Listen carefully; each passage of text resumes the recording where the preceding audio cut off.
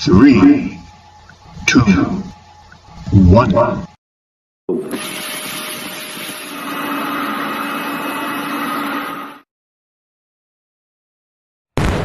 Ito mga pare ko, ipayo ko lamang sa mga hindi nakapanood ng ating video patungkol sa pag-a-adjust at pag-tune up nitong ating valve clearance.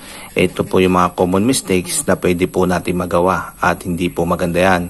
Unang-una po dyan is yung hindi po nakatiming itong ating timing mark. So pag hindi po siya nakatiming ay hindi na rin po nakatiming yung pag-a-adjust natin dito sa ating barbula. And secondly po, hindi po natin sinusunod yung tamang clearance na nire-required ng ating owner's manual o yung gumawa ng ating motor. Kumbaga dapat ang sinuggest niya na intake mo is 0.1 and exhaust mo ay 0.1 ay nag-iimbento po tayo. Ayan mga pare ko. So hindi ko na rin po alam kung ano yung resulta niyan. Kaya I do suggest po talaga na sundin na lang po natin kung ano po yung nire-required para sa atin na valve clearance. Thirdly ay iiwasan po natin gumamit ng mga ganitong klaseng filler gauge. Ito yung mga hindi na po nababasa yung kanyang sukat. Dahil ito, para lang po tayo ng lalambang nito Dahil hindi na po natin siya nababasa, ay baka mali naman po yung ating ginagamit. At dapat pong ginagamit natin ay yung ganito, yung nababasa po. Ito, 120 pesos lang po to. At napakatagal nyo naman pong gagamitin. At sigurado po tayo na nasa tamang adjustment mo itong ating valve clearance. Pinaka-main reason po kung bakit po nag-adjust tayo ng valve clearance ay makuha po natin yung perfect clearance ng ating mga barbula. Nasa sa inyo po yan mga pare ko kung okay lang po sa inyong gumamit ng peeling gauge. Yung tinatansya lang po ba yung sukat ng ating valve clearance at inaalog-alog niya lang po ganon.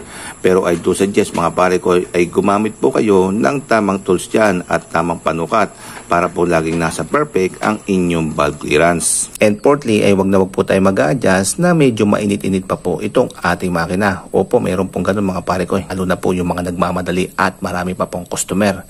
Ayan mga pare ko, alam naman po natin yung temperature ay nakakapagpabago ng ating clearance. Dahil pag mainit po to ay bukang-buka to. Dahil pag lumamig po to ay magsasarado po yan. Ay binanata mo na mainit, nakabuko pa siya. Ay pag lumamig po yan ay sigurado close na po yung adjustment mo.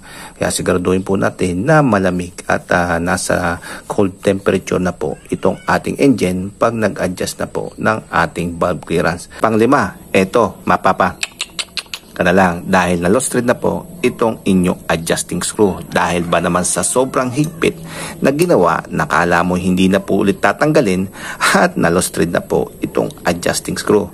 Tandaan nyo mga pare ko 9 Newton meter lamang po. Kumbaga very slight lang po yung paghigpit dito sa inyong nut. At wag naman pong gantong sobra-sobra. Yung talaga naman pong babatakin yung ganun. Ayun, ko po.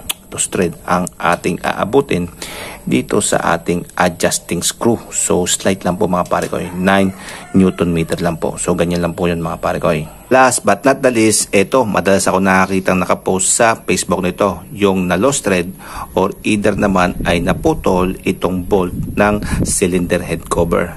Ito mga pare ko ay napakadali lang mong pong higpitan at hindi naman po siya dapat mahigpit na mahigpit at dapat lang po ito ay nasa 10 Newton meter lamang po mga pare ko. So ito pa po yung naging problema dahil po sa sobrang higpit natin dito sa ating cylinder head cover bolt. Ito mga pare ko, ito po ay cover lamang at ito po ay dapat hindi masyadong hinihigpitan dahil wala naman po itong load. Dahil pag masyado po niyang hinigpitan ay masisira nyo naman po itong inyong rubber gasket. Ito yung kulay itim nyo rito. Pag ito po ay nasira, natapyas, naputol, ay dyan na po magsisimula yung oil leak. Kaya makikita nyo na nangingitim na yung paligid nitong inyong cylinder. Dahil po yan ay nasira na po itong inyong rubber gasket dahil po sa sobrang higpit na nagawa dito sa inyong cylinder head cover bolt. Ang diskarte rito ay i-hand-tight mo lamang siya at ilapat mo lang itong bolt dito sa inyong cylinder head cover. Pag hindi nyo na siya kayang higpitan ng kamay lamang, ay gumamit na po kayo ng tools ito. At yung higpit niya po ay nasa 10 Newton meter lamang po. At dapat po yung paghigpit ay alternate dito, dito, dito, kumbaga isang ikot dito, isang ikot dito, hanggang mahigpitan mo lamang po siya ng alalay lamang. Hindi ko sigurado sa higpit mo ay gumamit ka ng torque wrench at ilagay mo lamang siya sa 10 Newton meter. So ayan mga pare ko, at tapos na po to, at hanggang dito lang po yung aking video, at maraming salamat po sa panonood. So hanggang dito lang po, paalam sa inyo mga pare ko, paalam.